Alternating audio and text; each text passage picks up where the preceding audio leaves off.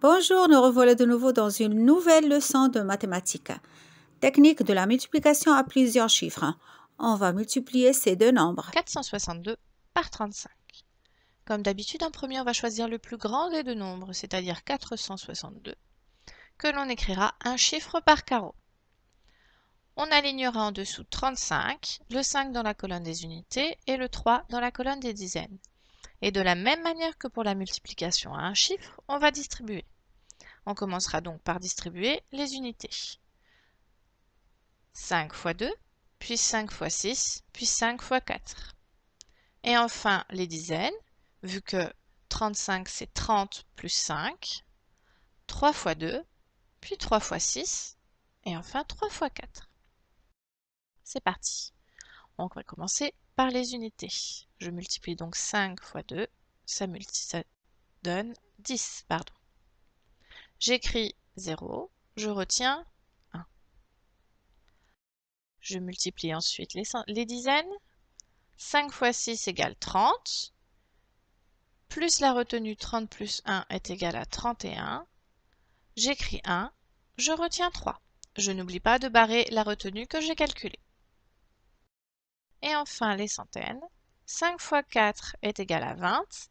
Plus 3 de la retenue, 23.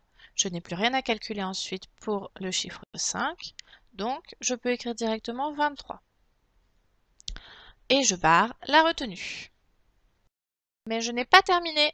Et non, les dizaines à calculer. Mais avant de passer au calcul des dizaines, il faut montrer que nous avons terminé avec les unités, que nous allons donc passer à des dizaines. Il n'y a donc plus d'unités, on commencera par les dizaines. Il faut donc placer un 0 dans la colonne des unités que je ne peux pas laisser vide.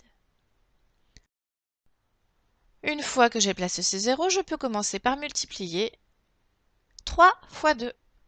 3 fois 2, 6. J'écris 6 dans la colonne. Ensuite, je passe aux dizaines. 3 fois 6, 18. J'écris 8. Je retiens 1. Que je place au-dessus de l'autre retenue. Vous avez vu l'intérêt de rayer les retenues. Si je ne les barre pas quand je les ai calculées, je risque de me mélanger ensuite. Et enfin, je calcule les centaines. 3 fois 4, 12. Plus 1, 13. J'ai barré ma retenue et je peux écrire mon 13. Mais je n'ai toujours pas terminé.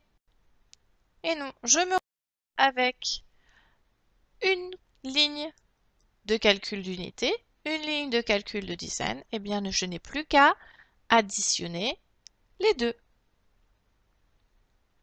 0 plus 0 est égal à 0. Ensuite, 6 plus 1 est égal à 7. 8 plus 3 est égal à 11. J'écris 1, je retiens 1.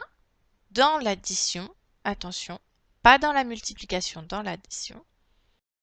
Ensuite, 3 plus 2 est égal à 5, plus 1, 6. Et enfin, le dernier 1, 1 plus rien égale 1. 462 multiplié par 35 est égal à 16 170. Et maintenant, c'est le temps de vous dire au revoir. À la prochaine, si Dieu le veut. Et merci. Prenez soin de vous.